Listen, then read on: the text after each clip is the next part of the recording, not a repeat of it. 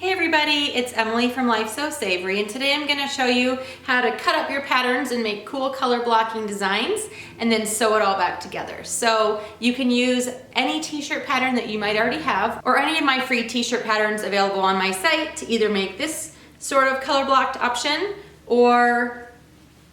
we also have sort of a striped color blocking that I'll show you how to do as well.